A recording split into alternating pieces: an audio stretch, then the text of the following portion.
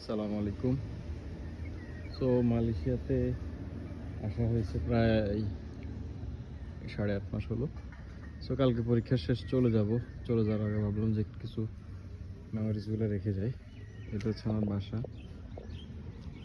এখানে আমার রুমমেটের গাড়ি প্লাস আমার বাইকও আছে এখানে।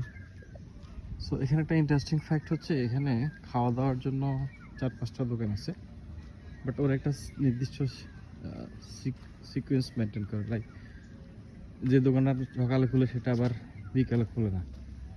কিছু দোকান আছে যেগুলো সকালে থেকে শুরু করে, ভোর 5টা থেকে শুরু করে 10টা-11টার ভিতরে সকালে নাস্তা বিক্রি করে শেষ করে ফেলে। এই সামনে এটা এরকম একটা দোকান। এর সামনের অংশটা আছে, এখানে একটা দোকান বসে, সেটা রাত্র বিকাল 5টা-6টার দিকে বসে, রাত 12টা একটা দোকান থাকে। এখানে আরও 2টা দোকান আছে এদিকে। এটা এটা একটা, আরেকটা এটা অ্যাকচুয়ালি সকাল থেকে শুরু করে, ভোর থেকে শুরু করে এরা দুপুর 3টা-4টা পর্যন্ত ব্রেকফাস্ট এবং লাঞ্চ সেল করে। এর পাশে যে দোকানটা সেটা শুধুমাত্র ব্রেকফাস্ট সেল করে। কেউ কারো বিজনেসে হ্যাম্পার করে না ইউজুয়ালি। এতে যেটা সামনে দেখা যাচ্ছে এটা হচ্ছে আলমের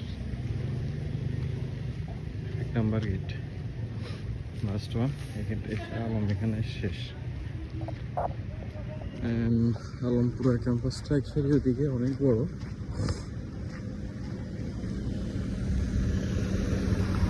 রাস্তা যতদূর দেখা যায় পুরোটাই আলম ক্যাম্পাস। দোকানগুলোতে নাস্তা করে দুপুর পর্যন্ত বিক্রি করে, এই দোকানটাতে শুধুমাত্র সকালে ব্রেকফাস্ট বিক্রি করে। ইন্টারেস্টিং। আর আলমের ঠিক রাস্তার ওপারে বার হইলে আলম পরে হচ্ছে বিচ, যেটা মেলাকা স্ট্রিট বলে।